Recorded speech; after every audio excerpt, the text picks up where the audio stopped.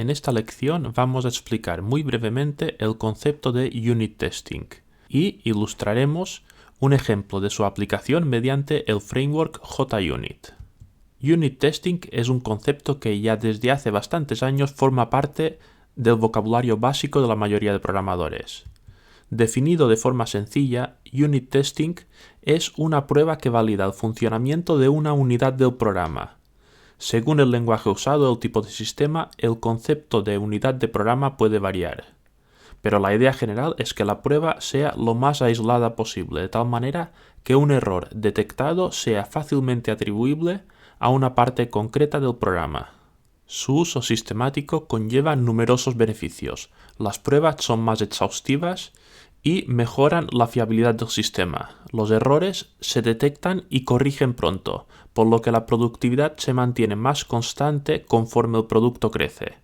La mantenibilidad mejora también al disponer de un mecanismo de soporte que verifica que nuestros cambios no estropean el código ya existente. Y quizás la más sorprendente, escribir tests de forma anticipada y frecuente ayuda a detectar defectos de nuestra API, lo que mejora el diseño de nuestra aplicación. Todas estas ventajas llevan a incorporar el unit testing como uno de los pilares fundamentales en la mayoría de metodologías recientes, especialmente con las llamadas metodologías ágiles. El Test Driven Development abraza la idea del unit testing y la amplía hasta ofrecer unas guías o directivas de desarrollo que lo convierten propiamente en una metodología. Toda esta popularidad va de la mano con el soporte que encontramos para el unit testing en la mayoría de herramientas existentes. JUnit es la herramienta de referencia en Java, pero hay multitud de extensiones para tratar entornos específicos, como es la programación web, acceso a base de datos, tratamiento de XML, etcétera, etcétera. Un IDE sin un buen soporte de JUnit es directamente un fracaso. Y también encontramos buena integración en el resto de herramientas donde las pruebas unitarias son relevantes, como por ejemplo las herramientas de integración continua, control de calidad, etcétera, etcétera. La conclusión es clara. El unit testing ha venido para quedarse y más vale entenderlo bien si no queremos ser los raros del edificio. Para mostrar los conceptos y el proceso usado en las pruebas unitarias, partiremos de cómo realizaríamos una prueba manual. El caso es sencillo. Quiero comprobar que el cálculo de precio de un pedido es correcto. Aquí, para este ejemplo, no entramos en descuentos, gastos de envío u otras complejidades, solo en el cálculo del total de los productos incluidos en una cesta de la compra. Los elementos de la prueba son los siguientes. Hay una serie de entradas. En nuestra prueba hemos puesto en el carrito un DVD de una película y 2 relojes con Bluetooth. Cada producto con su precio por unidad. Estas son las entradas de la prueba. En base a estas entradas y conociendo cómo debe calcularse el total, obtengo el resultado que espero devuelva mi sistema. Evidentemente, si no sé cómo funciona el cálculo del total, muy poco podemos probar.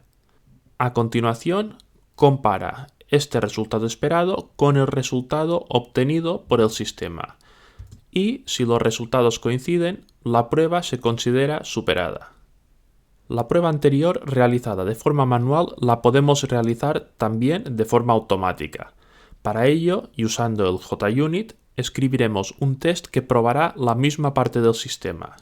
Una anotación @test informa a JUnit que un método contiene una prueba. Para realizar la prueba automática, igual que hacíamos en la prueba manual, necesitamos de un conjunto de entradas.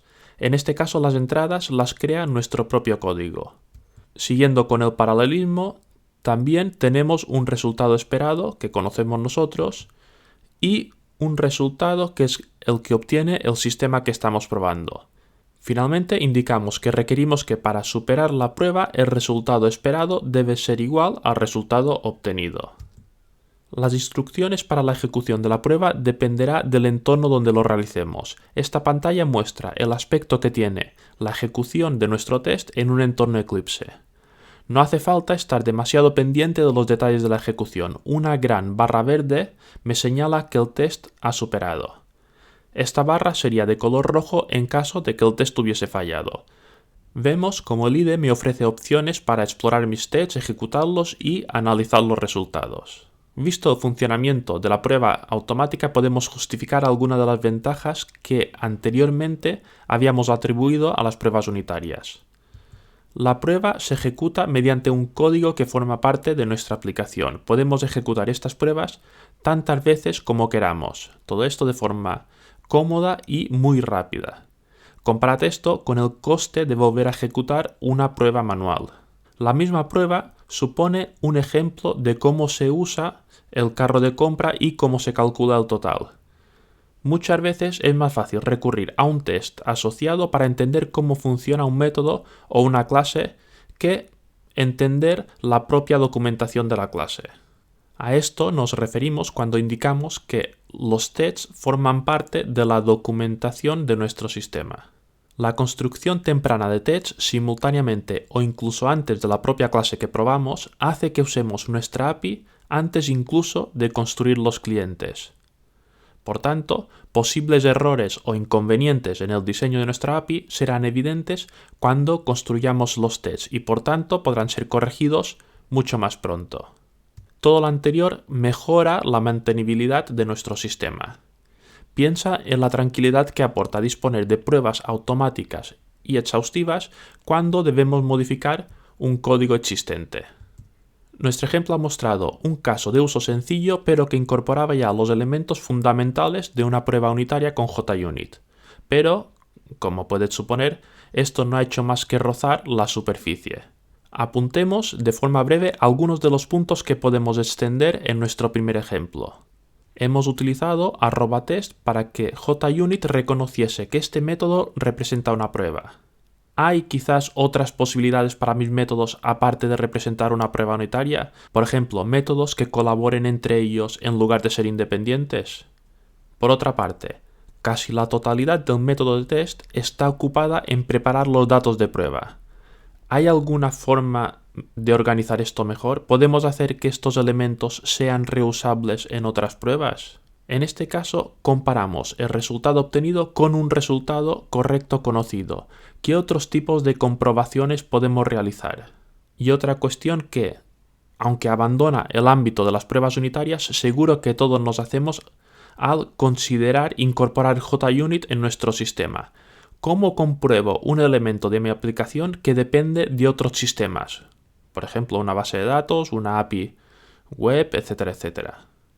Hay, por tanto, mucho camino por recorrer en este curso, pero espero que esta lección haya servido para haceros una idea del aspecto que tiene una prueba unitaria con JUnit y qué ventajas aporta incorporar las pruebas unitarias en nuestro sistema.